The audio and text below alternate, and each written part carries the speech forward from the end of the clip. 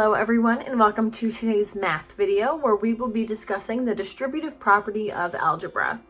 And so the distributive property lets you multiply a sum by multiplying each added-in by separately multiplying them and then adding the products. And I know that must sound like a lot of just gibberish to a lot of people. I know it sounds like gibberish in word form to me as well. So I'm going to show you what that looks like in equation form, and hopefully it makes a little more sense. And then we're going to go through some examples, and hopefully we will be masters of this by the end of this video.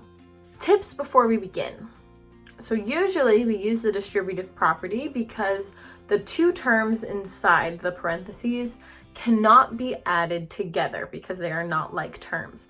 Doesn't mean we can't use it other times, but most often you're going to want to use the distributive property when the two things inside the parentheses just can't be added together. Another tip, make sure you apply the outside number to all terms inside the parentheses.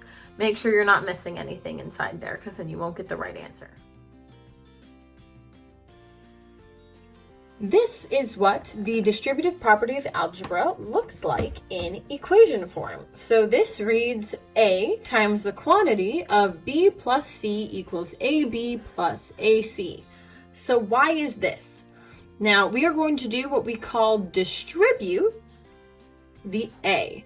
That's why it's the distributive property. So we're going to take the A and we're going to bring it in, and a lot of times you'll see it with the arrows. Throughout this video, I'm going to use arrows to show what is being distributed inside the parentheses. Anything being distributed, we're actually multiplying it. So this is actually saying that we're multiplying A times B and then adding A times C. So that would be AB plus AC. And that is how we get this equation up here. So sometimes it can be really difficult to look at an equation with all of its letters, and it can get a little confusing. So let's look with just numbers at what this could mean. So if we have 4 times the quantity of 8 plus 3, and we're trying to solve, but we want to use the distributive property. Typically, using PEMDAS, you would add 8 plus 3 and then multiply 4. But using the distributive property, first we would multiply 4 times 8 and 4 times 3. So this is 4 times 8 plus 4 times 3. We know that 4 times 8 equals 32, and that 4 times 3 equals 12. 32 plus 12 equals 44. And that is our final answer. Now, what does this look like if we use a single variable inside the parentheses? Now, an example of this would be if we were to try to solve 5 times the quantity of x plus 3. Now, again, I'm going to be using my arrows to keep track of what I want to multiply. So I want to take that 5, and like that tip said, I want to multiply it by everything in the parentheses. So I'm multiplying 5 times x, and I'm multiplying 5 times 3. And now I'm adding these together because they're being added together inside the parentheses. We'll keep that in mind in the next example. I'll show you that. Now we take this here and it says 5 times x. We know that to be 5x. Adding together 5 times 3. That equals 15, and we get a final answer of 5x plus 15. Up next, we'll look at an example that has 2 variables in the parentheses. So an example of this would be if we were to multiply 1/2 times the quantity of x minus y. What would that equal? So again, using those arrows to keep track, we're going to multiply 1/2 times x and 1/2 times y. Now, keeping track, what goes in the middle here? If you remember the past examples, we were adding them together.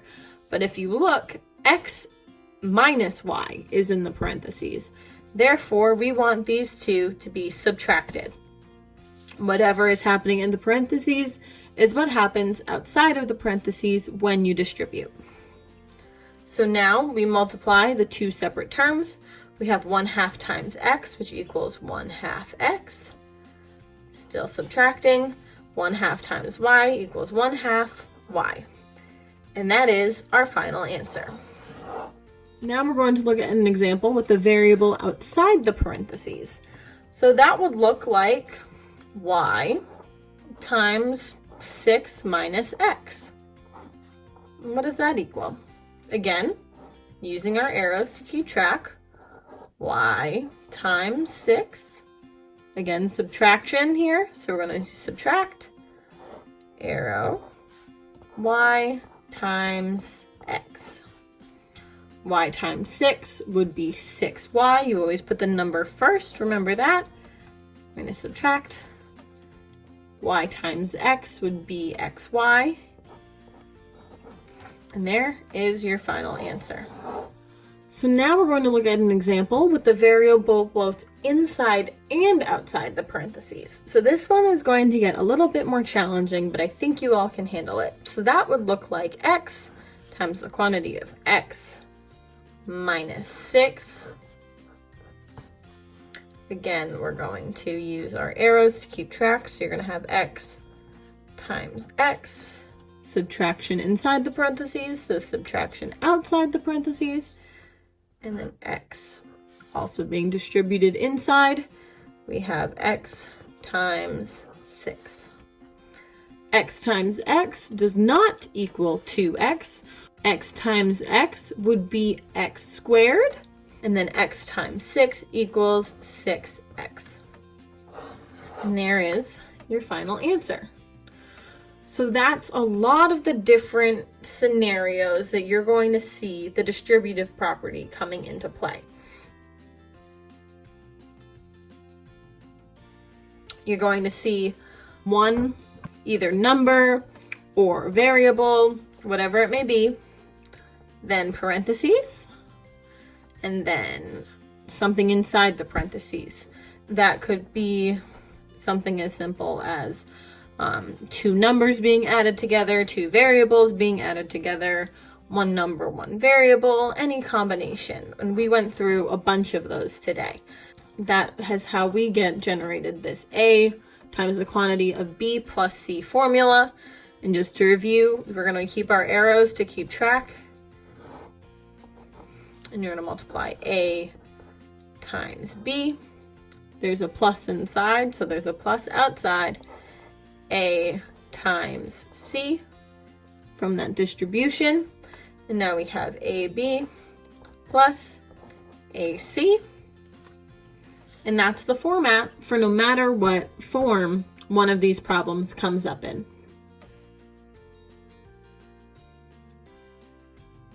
Up next is a challenge problem, and so this is going to be a word problem. And so the word problem is a volleyball uniform costs $13 for the shirt, $11 for the pants, and $8 for the socks. There are 12 players on the volleyball team. What is the total cost for the uniforms for the entire team? Use the distributive property to set up and solve the problem. To review, it was $13 for the shirt, $11 for the pants, and $8 for the socks. And there are 12 players on the team. For this particular problem, there are 4 different numbers here. That's why we need to add a D variable into the base equation here. So we have A times the quantity of B plus C plus D equals blank. Now, I'm not going to tell you right now which is which. I want you to pause the video, see if you can figure out this problem. Once you think you got the answer, press play and see if you got it right. All right, welcome back. So let's figure this out.